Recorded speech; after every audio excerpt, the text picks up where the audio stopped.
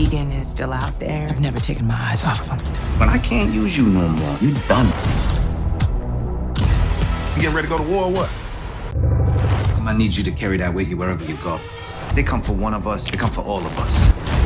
Count me in. I am dead in here without your help. Streets is a little heated right now. Trim family trees. I cut them all the way to the ground. What up, what up? Welcome back to the channel. I'm with Jay and we are locked in. This is what's next for episode 3 of Power, Book 4 Force. And well, Tommy done it again. Tommy then got shot at with him and Mireya. Tommy then blew up Miguel's operation, backdoored him, got the Albanians, and now Ortega is upset because Tommy then took out his hitmen. They're sending hitters out. Claudia is eventually about to work with the police and get Tommy jammed up while Vic then found him a way in with Ray. Now, does he like her or is he using her to get at Stacy Marx? We don't know. But you just seen the trailer for episode 3 and we're going to break that down. But before we do, if you like Power content, breakdowns, theories, and predictions, hit that subscribe button, turn on your notification bell so you get something every time I upload. Hit that like button. Let's get this channel to 60,000 subscribers by the end of the year. Now, D-Mac, he's trying to prove himself, and he may have just got himself into something he ain't going to be able to get out of. But you got to do this if you want to get in CBI. So let's jump into it. This is what's next for episode 3 of Book 4 Force. Stacy Marx is on the verge of losing everything that she didn't put in, talking about her relationship with Bobby DeFranco. That relationship is about to go down the drain because Bobby DeFranco wants to do the job. He wants to be there for each other. But one thing we know that Stacy Marx isn't going to lose, that's a conviction on these cartels, because being the mayor might just be more important than being married to Bobby DeFranco if you're looking at the bigger scheme of things. Now, we know that she's been led astray by Vic. Vic's feeding her false information, but this information is helping out Tommy and Vic in the streets by getting Ortega into solitary confinement. So Stacy Marx, she's just going down this path trying to get these convictions, but she's blinded. And with the relationship, the divorce on the front burner now, she's probably not going to be as focused as she needs to be. And Vic is going to continue to throw her off. In episode 3, she's going to probably send people out to the wrong area and get 3 steps behind Tommy again. Claudia doesn't know who's after her. On the phone, Vic told her to watch her back because she's going to turn into someone's B. Now, we see her on the phone talking about, I need your help or I'm going to get stabbed up in here, D-I-E in here. She's probably talking to Elise, who's working with Shanti, who that all just crumbled down because Elise is not prepared for that. Now, with Claudia being in here, we know that she's supposed to be moving that product through the clubs, but whatever she got going on in prison, either Tommy has hired somebody to go at Claudia or Ortega, and then we're looking at Claudia like, you're messing up our profit. You're messing up everything that we have built. So for Claudia, being in prison is the worst place because you can only go to 3 or 4 different locations each day without being seen by everyone that's in there. And these ladies is pushing up on her and she already got stabbed. So it's looking bad for her. Diamond has been stepping up to Tommy. In the trailer, we see him outside. He's lifting up a sheet and he sees a body in here.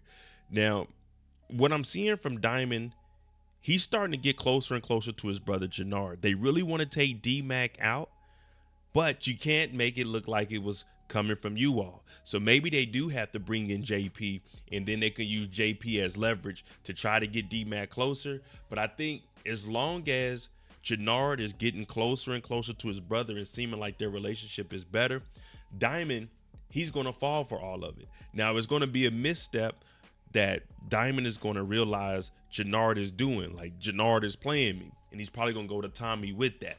But until then, Diamond is establishing himself as the head of CBI, and he's trying to move CBI in the direction of, if this doesn't work with Tommy, we will be able to stay on our own, self-sustain. Jenard's trying to prove himself too, but he wants to get close to take him out.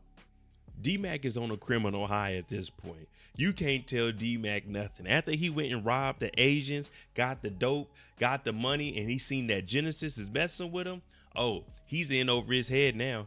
He's basically going to build his own little crew.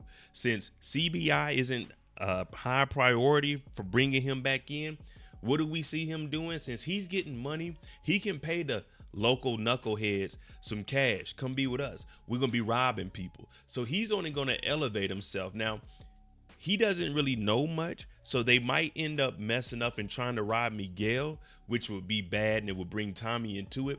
But him and Marshall are going to be doing their own thing. We've seen how Diamond and Jenard are basically pushing them to the side, even though they want to delete them. D-Mac is establishing himself as, look, if CBI ain't gonna let me in, then I'm gonna do my own thing. My uncle won't let me in, I'm gonna do my own thing. The hell with a 9 to 5. Jenard, he's starting to prove himself to Diamond, but we also know that he was fighting demons when he was sitting in the Lambo when he had that brick of fentanyl there. You know that it was calling, it was Jenard, come and get me. But he's going back to Shanti and letting her know that the plan is in full effect. They didn't get to get D-Mac because D-Mac's homies were around. That's when he pulled up to the house. Marshall was there. You couldn't pop him there, you know, word would get back. But as of right now, Jenard is clean. And him and Shanti, they have a plan. She told him he had to choose between her and the needle. And we're hoping that he chooses her. But for something, it's just not going to pan out that way. The fentanyl is still in the glove department. He's going to be getting high and he's going to go out there and wild out. And as I said with Diamond, Diamond is going to notice something is off with Jenard. Now, it may not be episode 3, but it's going to be coming very soon. We know Miguel has hired a hitman to try to get Tommy. After they had their little face off and Miguel knows that Tommy was the one that destroyed his product, he has to figure out how to take Tommy out. Now, of course, Tommy and Miguel both promised Mireya that they wouldn't do nothing to each other. But here we are. Miguel has hired a hitman. Now, will this hitman be effective? We all know he won't be. No, not at all. But now Tommy also has a lot of the streets coming at him. The coalition is looking at him sideways also after he came in there with this severed head. So for Tommy, it's like, you got to figure out what you're actually going to do. You're playing the feds, but now you don't know who's coming after you in the streets. You just picked up the Albanian plug, so you probably want to lay low a little bit so you can continue to supply them and start making some money to prove that, Che, you really are the one that's capable of taking over Chicago. The reason Tommy's going to have a hard time taking over Chicago is because there's one person in his way from keeping his focus, and that's Mireya. Now Mireya has to walk around with a little bitty revolver to defend herself. Now, will she catch a body? She might defend herself and shoot and make someone run off. But Tommy's going to be very overprotective of her, which is going to be dangerous and continue to put him in terrible situations. Now, remember, Che is in Mexico. She gave that information to Tommy. So she might slip up and give her brother some information about Tommy or vice versa.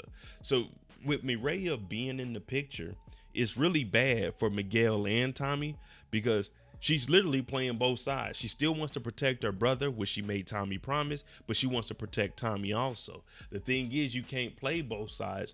You really have to pick a side. And at this point, she's leaning more on Tommy's side, but Tommy, she got him wrapped around the finger. The key thing we got to watch when it comes to Vic is him believing that he can really outsmart Stacy Marx and the feds and Tommy, CBI, and the coalition. You seen the smirk he gave? He's trying to get in with Ray. He's trying to give information to the feds, but also trying to get rid of Tommy. It's not going to work. Again, you can't be playing both sides, especially when it's a dangerous game of Tommy Egan. So him and Ray, they're going to start getting close, and he's probably going to get attached to her, which is going to be bad, even though she's going to be the weak point to help him get information on Stacy Marx because she's running for mayor, and he told Tommy that.